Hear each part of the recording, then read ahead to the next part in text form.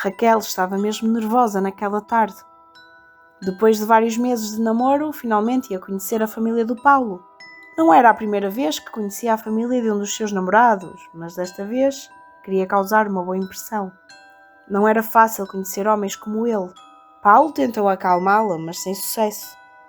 Quando ele abriu a porta da sua casa, Raquel inspirou com força e fez um belo sorriso. Família, apresento-vos a Raquel, anunciou o Paulo. Raquel entrou e, ao ver a família de Paulo, deu um berro com todas as suas forças. Saiu a correr, sem olhar para trás, enquanto ele olhava para ela confuso.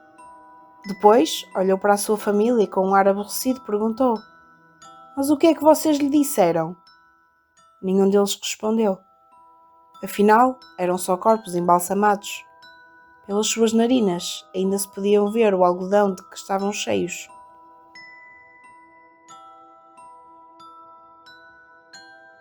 O Pedro tinha uma grande paixão pela fotografia. Tinha sido assim desde que era novo e ignorava as pessoas a dizer que aquilo nunca o conduziria a nada. Mas agora os seus esforços tinham dado fruto. Sentia-se em êxtase quando estava a fotografar a sua nova modelo. Movia-se ao redor dela a capturar a sua beleza, desde posições diferentes. Só se detinha quando olhava para as fotografias. Olhou para a última que tinha feito e sorriu. "Incrível", disse com satisfação e seguiu com o trabalho.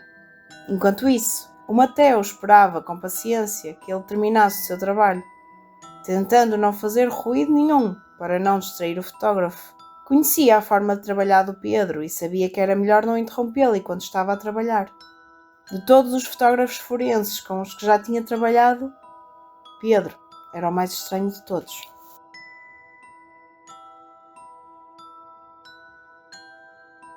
Tentando manter-te a meu lado para sempre, perdi-te, mas agora vais permanecer eterna na minha obra. Fiz a tela com a tua pele e nela vou pintar a minha obra-prima com este pincel. Foi feito com os teus ossos e o teu cabelo. O pincel parece que está a guiar a minha mão. Move-se quase sem tocá-lo. Desliza sobre a tua pele com graça. Olho para o resultado final. Quase valeu a pena tirar-te a vida para pintá-lo.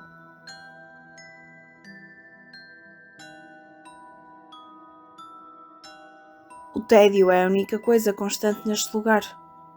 Os dias misturam-se e o tempo parece estagnado pela ausência de mudanças. Até a visão pacífica do mar se tornou algo monótono. Por vezes falo sozinho, para não me esquecer do som da minha própria voz.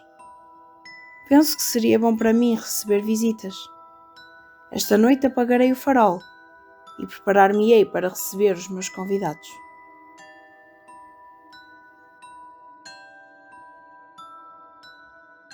Lúcio estava no chão, imóvel, quase nem respirava. Permaneceu assim imenso tempo. Não tinha ideia de quanto tempo estava assim, mas sabia que se movesse, aquele ia ser o seu fim. O silêncio imperava e era só interrompido pelo som de uma lâmina a atravessar a carne. Às vezes pensava que já tinha terminado, mas mais uma vez aquele som lembrava-lhe que a sua vida dependia de quanto tempo poderia permanecer naquela posição. O corpo dele já estava dorido.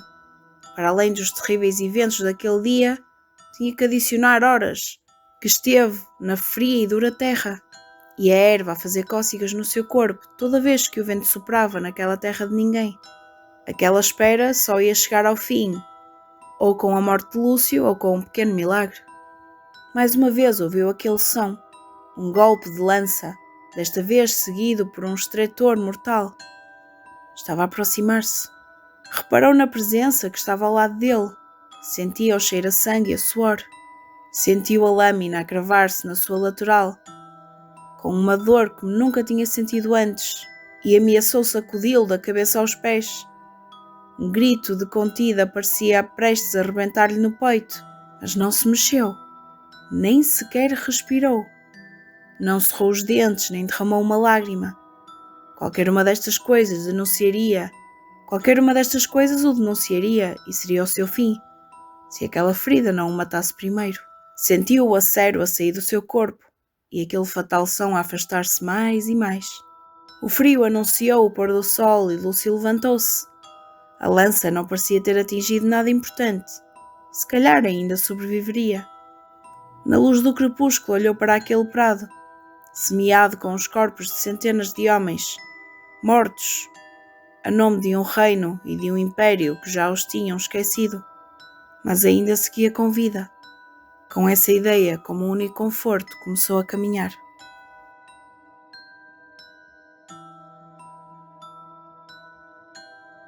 Não há abrigo possível, não há lugar para onde ir, e ainda corro até os meus pulmões queimarem e as minhas pernas não aguentarem mais. E mesmo assim, forço o meu corpo a continuar a mexer-se. Corro na esperança de me salvar, embora saiba que é em vão. Não há como escapar ao monstro à espreita. Olho para o céu. A explosão revelou a sua presença. Eu tinha medo do som do trovão antes, mas este som é ainda mais assustador. Vejo aqueles tentáculos de fumo a descer em direção à terra.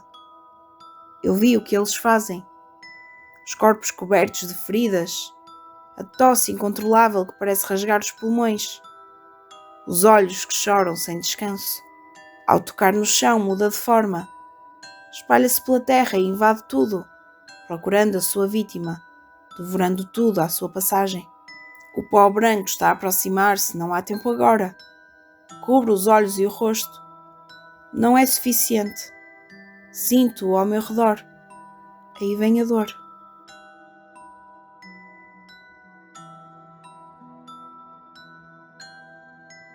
Aquele não era o casamento de que ela estava à espera, nem era o dia perfeito, nem um lugar que tinha escolhido. Mas o noivo era tudo o que ela tinha desejado. E isso bastava para que ela fizesse algumas concessões. Estava habituada.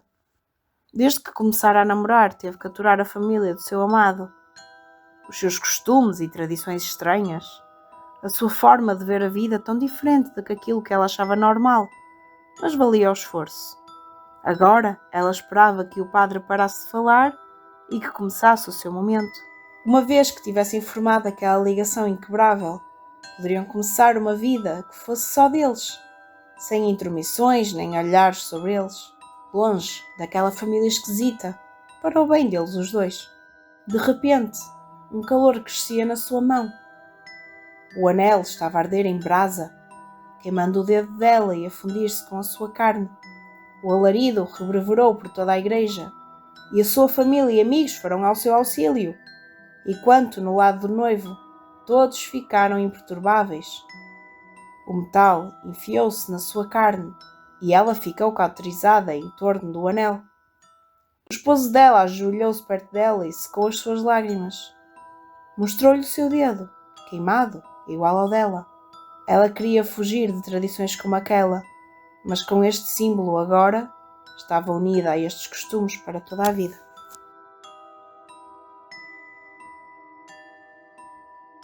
E aqui podemos contemplar a magnífica escultura do artista Antonio Corradini, Modesta. Destaca-se nesta obra o primoroso véu que cobre o seu corpo feminino. Quase parece um tecido transparente que está a cobrir a fria pedra. Por acaso, o nível de perfeccionismo que o artista atingiu deu pé à lenda que diz que esse efeito foi alcançado mediante a alquimia que petrificou o véu. Debaixo do frio do mármore, com a consciência aprisionada, ouve estas palavras. Incapaz de mover-se, petrificada numa postura perfeita, acordada, mas incapaz de se mover. Uma obra de arte que vai sobreviver durante séculos às custas da alma de uma mulher, convertida em pedra, junto ao véu que vai cobri-la por toda a eternidade. Um martírio, uma agonia, à qual tem que se adicionar o facto de ter de ouvir todos os dias aquela insonsa explicação do que me foi esculpida. Dizer que o Narciso é um hipocondríaco não seria apropriado, por ser um eufemismo. Ele não só acreditava ter todo o tipo de doenças, também tinha uma profunda ansiedade antecipatória e até poderia dizer-se que tinha pantofobia. Na sua mente tinham lugar inúmeros cenários e situações. A maior parte deles terminavam com uma morte tão horrível como improvável. Os pais dele nunca foram muito solidários com ele.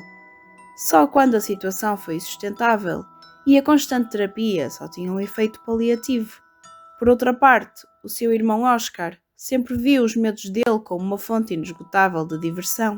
Narciso tinha terminado de ler o conto A Almofada de Penas, no pior momento possível, justo antes de deitar-se. A ideia de que um inseto sugasse o seu sangue enquanto ele dormia trouxe terríveis pensamentos. Começou a afofar a almofada, batendo nela com força, quase com raiva. O Oscar olhou para ele, mas naquele momento tinha demasiado sono para gozar com ele. No dia seguinte, o Oscar perguntou o porquê daquele comportamento esquisito com a almofada. Quando o Narciso explicou a origem dos seus terrores, os mecanismos da mente do Oscar começaram a funcionar, como aquilo podia ter divertimento para uma longa temporada se o fizesse bem. A sua primeira ideia começou por surgir. Se for muito pequeno, se calhar conseguiu fugir dos teus golpes e ainda está escondido na almofada. O Narciso seguiu a pensar nisso durante o dia todo e imaginar o inseto à espera que ficasse adormecido para começar a crescer com o seu sangue. Ficou acordado quase toda a noite, bateu na almofada a cada pouco tempo. Só foi capaz de conciliar o sono quando atirou a almofada ao chão. No dia seguinte, o seu pescoço era uma massa dorida. Para regozijo do Oscar, que ainda a rir, sugeriu: "Ouve, por que não fumigas a almofada?" A ideia tivera sido percebida como ridícula em circunstâncias normais, mas os medos de Narciso e a falta de sono embutaram o seu senso comum. Logicamente, aquilo só serviu para provocar-lhe terríveis náuseas e vômitos, além de uma grande irritação na pele, do pescoço, que fez o Oscar rir a gargalhadas, alheio à reprimenda dos seus pais. "Não achei que fosses tão estúpido", foi tudo o que o Oscar disse em sua defesa. Ao contrário de Narciso, Oscar nunca teve problemas para ficar adormecido. Quando o Narciso entrou no quarto dele com a sua almofada nas mãos, ele já estava num sono profundo e nunca mais acordou.